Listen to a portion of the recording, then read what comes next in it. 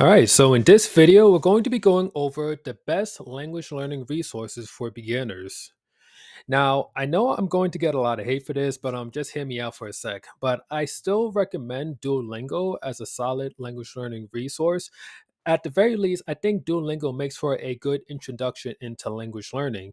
Now, if you've been doing language learning for any amount of time, then you probably already know that language learning is a very long journey, so to speak. Like, you're not going to start learning a language one day and then, reach a high proficiency within like a few weeks or a few months. Like, this is a very long term process when it comes to language learning. So, with an app like Duolingo, I think it offers a an introduction into language learning that's not like very scary or like intimidating or anything like that.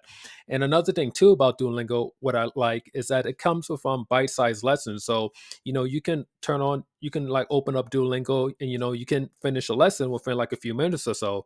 So like each by doing that, by just having them in these small chunks, it makes it a lot easier to make progress to the course. Because like if the lessons was like really long or really bloated, then that could seem very intimidating, and as a result, a lot of people may not end up even starting.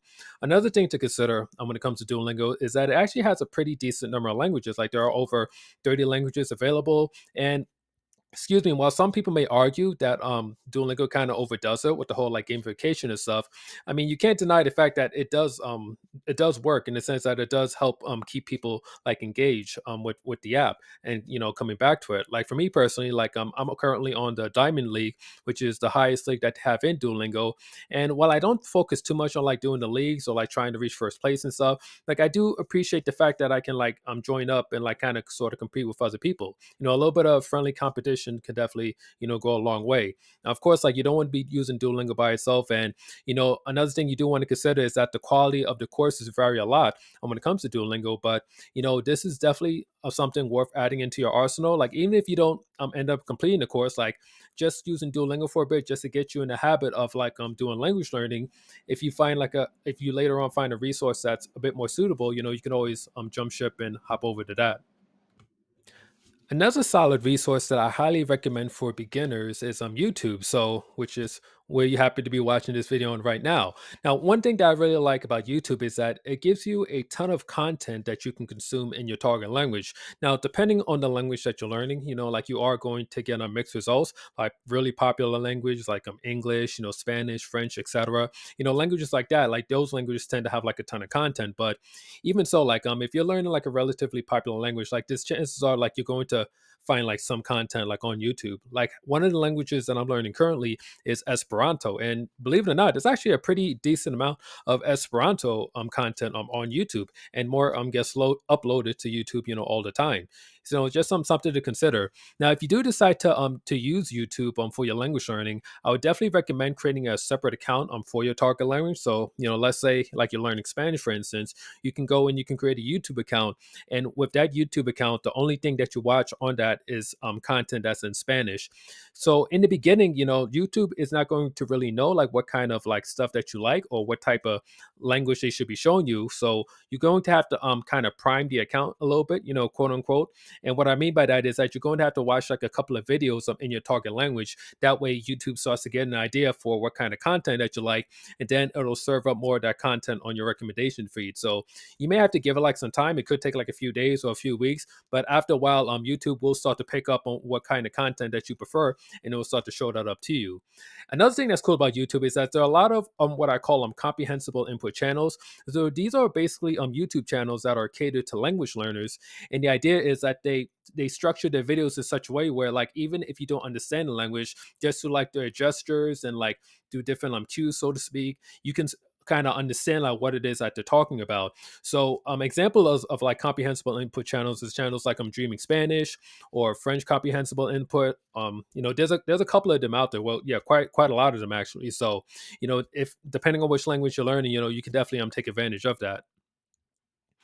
So another resource I definitely recommend for beginners is known as italki. Now, granted, italki is going to cost some money if this is something that you plan on using, but the benefit behind it is that you're able to learn your target language from people that are highly experienced, like very experienced teachers as well as tutors. Now, there's going to be some people that are going to be native speakers, but you also have other people that may not necessarily be native speakers, but they'll have reached such a high level in the language that they're able to go and like teach it to other people. They have a whole bunch of different languages available, like over 150, and they have like around like 10,000 tutors from all over the world. So what that means is that there's a very good chance that if as you're looking for someone to learn your target language from, there's a good chance that you may end up finding someone that may end up like vibing with you, and someone, excuse me, that you may want to work with them for the long term. Another thing that's cool too, like if you haven't created an account yet on italki, like once you go and you create one, they actually give you three trial lessons that you can take with one of the tutors. So the trial lessons are usually like a lot cheaper compared to like the regular price for a lesson, but by using a trial lesson, you can get to like feel somebody out without spending a bunch of money in the process. So that's something that's pretty convenient as well. But again, this is definitely a paid resource. But if you have the extra money, I definitely recommend looking into italki. Now, another resource that I personally recommend, and this is definitely like when you're just starting out in the language that you're trying to learn, is known as Easy Languages. So, Easy Languages, basically, is just a video and podcast series for language learners. So, you can think of Easy Language as sort of an umbrella, and within that umbrella, they have a bunch of different languages that you can learn, such as like Easy French, Easy Spanish, Easy Italian, so on and so forth. The way that the videos are structured is that you're able to learn your target language via like street interviews as well as like casual conversation. So you get to hear the language in a way where people use it like in their everyday life, which is pretty cool. So it's kind of like along similar lines as a whole comprehensible input thing. The only thing that I don't particularly like about the Easy Languages YouTube channels is the fact that they have the subtitles burned into the videos. Now, if it was just like the target language that was burned into the video, then that would be fine. That would be a little bit more tolerable for me. But under the target language subtitles, they also have English subtitles as well.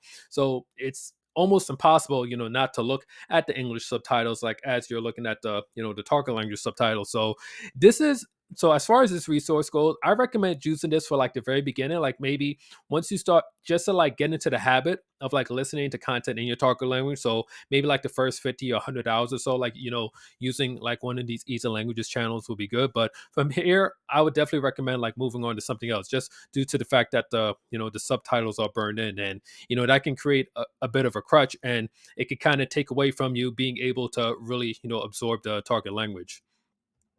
Now, the last resource that I want to mention is a resource called Refold. So, Refold is a company that has a very innovative method to language learning. The way that they describe it is that you want to go and build like an instinct for the language. Like a lot of times, like especially when you look at traditional language learning methods, they try to get you to do like all these grammar drills and like try to like speak like as soon as possible.